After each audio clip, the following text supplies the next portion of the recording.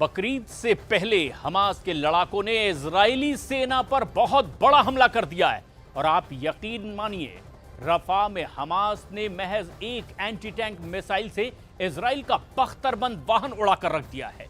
Hamas के इस हमले में इजराइल का एक डिप्टी कमांडर समेत 8 इजरायली सैनिक मारे गए हैं और हमास के इस हमले के बाद इटली की पीएम जॉर्जिया मेलोनी ने पीएम नेतन्याहू से साफ कहा है कि गाजा जंग में इजराइल बुरी तरह से फंस गया है।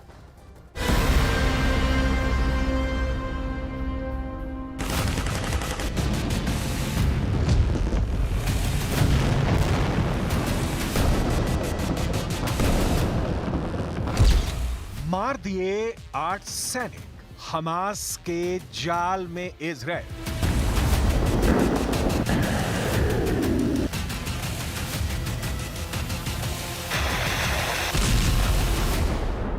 पिछले 100 दिनों से इजरायली सैनिक यही समझने की कोशिश में जुटे हैं कि लगभग तबाह हो चुका हमास उन पर हमले कैसे कर रहा है और इतने ज्यादा इजरायली सैनिक गाजा में क्यों मारे जा रहे हैं।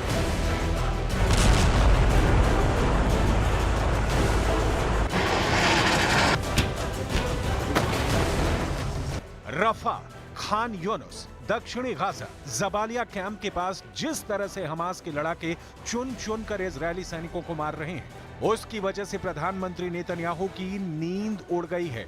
हमास के लड़ाकों का सबसे ताजा और भीषण हमला एक बार फिर से रफा में हुआ है, जिसमें इजरायल के 8 सैनिक मौके पर ही मारे गए हैं। हमास का यह हमला इतना घातक और भीषण था कि इजरायली सैनिकों को बचने का मौका तक नहीं मिला। हैरानी की बात तो यह है कि मारे गए इजरायल के 8 सैनिक बख्तरबंद लड़ाकू वाहन नामेर में बैठे थे, जो खतरनाक धमाकों को सहन कर सकता था। लेकिन हमास ने इस बार इस तरह से हमला किया है। इजरायल के सभी 8 सैनिक नामेर बख्तरबंद लड़ाकू वाहन में मारे गए। रिपोर्ट्स के मुताबिक यह हमला कैसे हुआ, इसे आप जरा एनिमेशन से समझ लीजिए। रिपोर्ट्स के मुताबिक रफा में जिस वक्त 8 सैनिकों वाली इजरायली टुकड़ी हमास के ठिकाने पर कब्जा करने जा रही थी, उसी वक्त इमारतों के मलबे के पीछे छिपे हमास के लड़ाकों ने इजरायल के बख्तरबंद लड़ाकू वाहन नामेर पर एंटी टैंक मिसाइल से बेहद पास से हमला किया। एंटी टैंक मिसाइल ने जैसे पलक झपकते ही इजरायली बख्तरबंद लड़ाकू वाहन नामेर की धज्जियां उड़ा दी। हमास की एंटी टैंक मिसाइल का धमाका इतना जबरदस्त और तेज था कि बख्तरबंद वाहन में बैठे इजरायल के 8 सैनिक मारे गए। इजरायल ये भी दावा कर रहा है कि हमास ने एंटी टैंक मिसाइल के साथ साथ घातक आईईडी धमाकों का भी इस्तेमाल किया है, जिसकी वजह से नामेर बख्तरबंद लड़ाकू वाहन तबाह हो गया और इजरायल के 8 सैनिक मारे गए।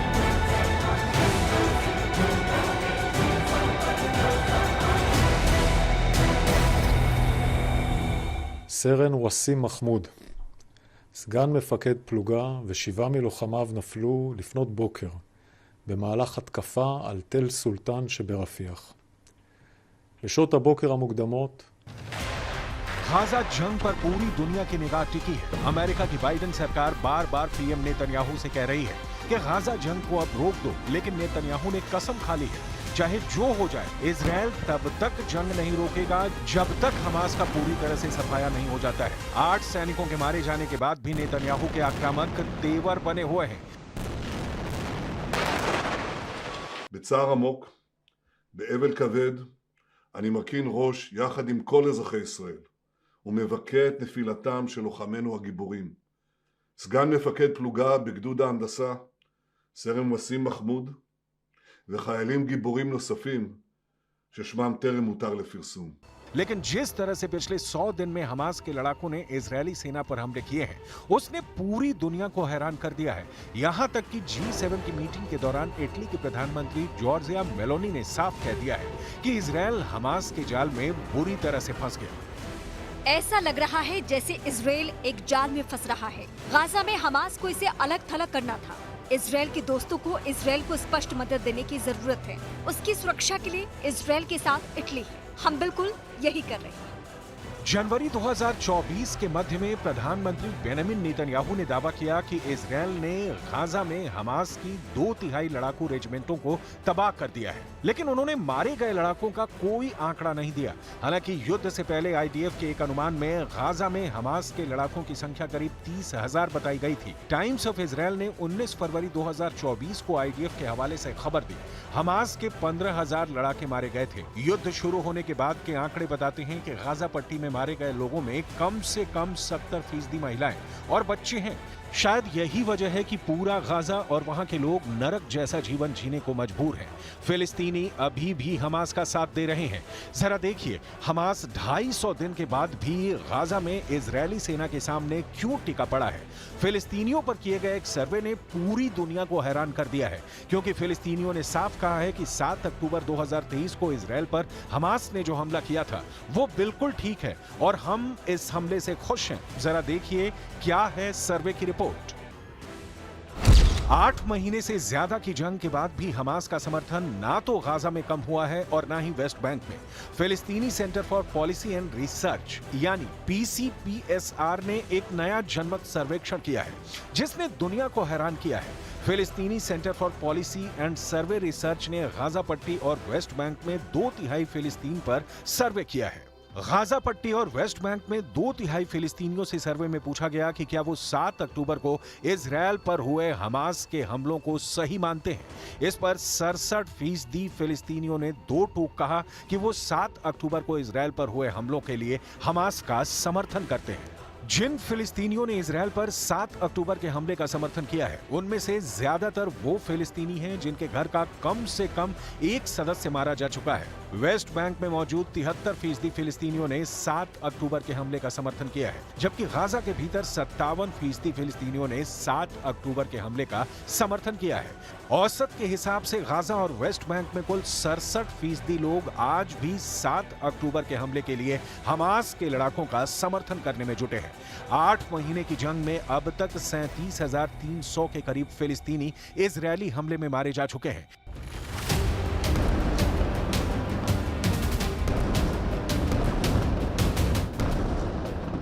इजरायल ने मिस्र से सटी रफा क्रॉसिंग को पूरी तरह से बंद कर दिया है ताकि हमास को हथियार न मिल पाए, लेकिन उसके बावजूद हमास के हमले रुके नहीं हैं, बल्कि अब ज्यादा घातक और सटीक हो गए हैं।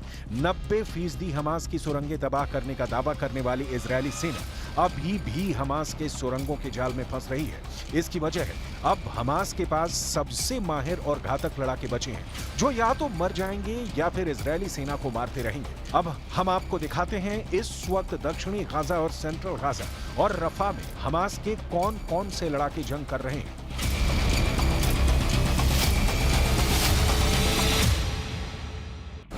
इजरायली सेना इस वक्त रफा में हमास की आखिरी ब्रिगेड को मारने में जुटी है।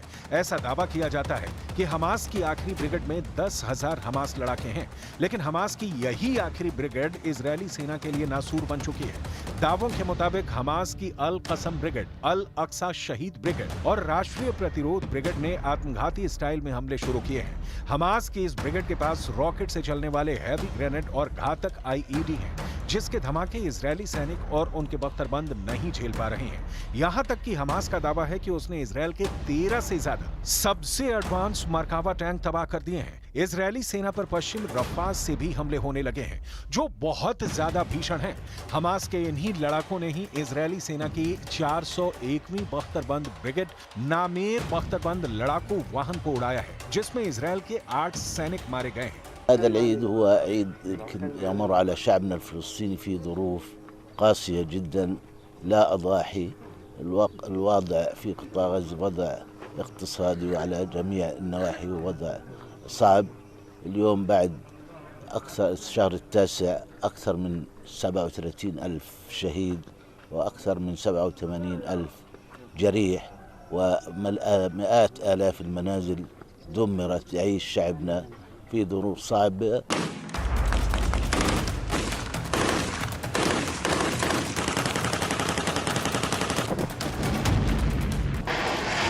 250 दिन से जंग नहीं मार पाए 4 टॉप कमांडर।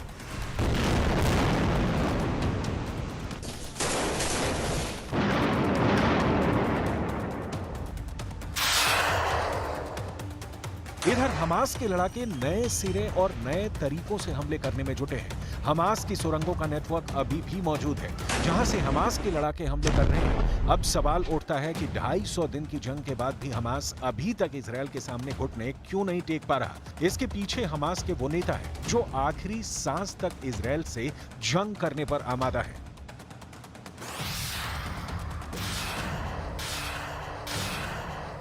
हमास के जिंदा 4 टॉप कमांडरों की वजह से गाजा युद्ध लगातार 200 दिन से चल रहा है।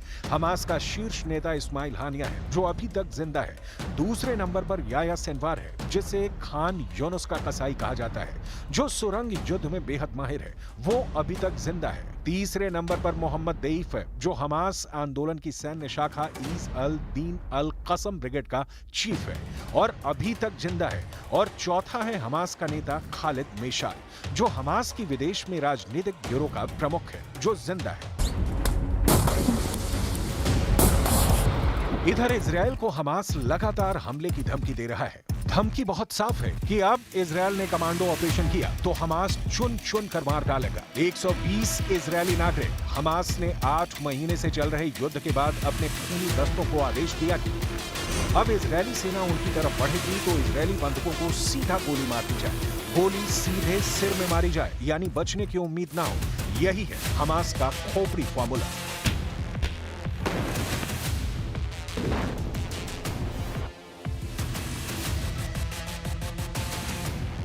अमेरिकी अखबार न्यूयॉर्क टाइम्स की रिपोर्ट में ये बड़ा दावा किया गया कि रिपोर्ट के मुताबिक नुसैरत कैंप में इजरायल बंधकों को छुड़ाने के लिए चलाए गए ऑपरेशन के बाद हमास के होश उड़ गए और उसने अब इजरायल को रोकने के लिए खोपड़ी फॉर्मूला तैयार किया है।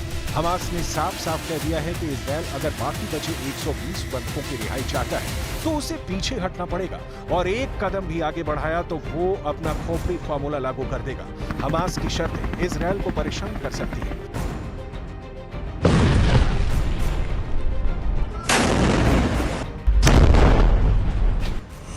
हमास चाहता है कि 120 नागरिकों की रिहाई के बदले इजरायल को गाजा से पीछे हटना होगा।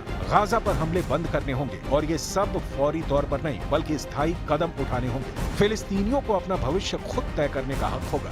कैदियों की अदला बदली भी की जाएगी क्योंकि इजरायल की जेलों में भी 7,000 से ज्यादा फिलिस्तीनी कैद हैं। इन्हीं हजारों बंधकों में फिलिस्तीन के पूर्व स्पीकर और हमास के नेता डॉक्टर अजीज द्वेक भी हैं, जिन्हें इजरायल ने 8 महीने बाद रिहा किया है। रिहाई के बाद फिलिस्तीन के वेस्ट बैंक में डॉक्टर अजीज का स्वागत हुआ। ظروف الاعتقال بعد 7 من أكتوبر تغيرت تماما وللأسف يعني تحول الاحتلال إلى جبار جلاد وانتهى كأنه فقد الباروميتر الأخلاقي في التعامل مع الأسرى. الأسرى الآن في السجون يعانون معاناة شديدة جدا، فقدوا من أوزانهم آلاف الأطنان من اللحوم البشرية والمعاملة غاية في السوء والمعاملة ليست إنسانية بحال من الأحوال، لا يمكن وصفها بأنها معاملة إنسانية। यही वजह है कि अब इजरायली सेना अब सबसे पहले टॉप कमांडर्स को मारना चाहती है, लेकिन दिक्कत यह है कि हमास चीफ हानिया कभी कतर कभी तुर्की में छिप जाता है, जिसकी वजह से उसे इजरायली सेना मार नहीं पा रही है। जबकि खान यूनुस के कसाई के नाम से मशहूर हमास का दूसरा कमांडर सिनवार मिस्र से सटे रफा की सुरंगों में आबादी वाले इलाकों में छिपा बैठा है। इजरायल इसीलिए बार बार कह रहा है कि रफा में हम ऑपरेशन करने जा रहे हैं। इजरायल ने दिसंबर 2023 तक गाजा पट्टी में 40,000 से ज्यादा बम बरसा चुका है, जिसमें गाजा पट्टी में मौजूद 80% से ज्यादा इमारतें पूरी तरह से तबाह हो चुकी हैं। कुछ दावों के मुताबिक हमास की 80% सुरंगें इजरायल की भयानक बमबारी में तबाह हो चुकी हैं, लेकिन रफा में मौजूद हमास की सुरंगों को तबाह करना इजरायल के लिए बहुत बड़ा सिरदर्द है, क्योंकि सुरंगें ठीक घनी आबादी के नीचे हैं। अगर यहाँ पर इजरायल 3,000 किलो के बम गिराता है तो यहाँ पर हजारों लोग मारे जाएंगे। अब सवाल उठता है कि ऐसे हालात में इजरायल गाजा जंग कैसे चलेगा।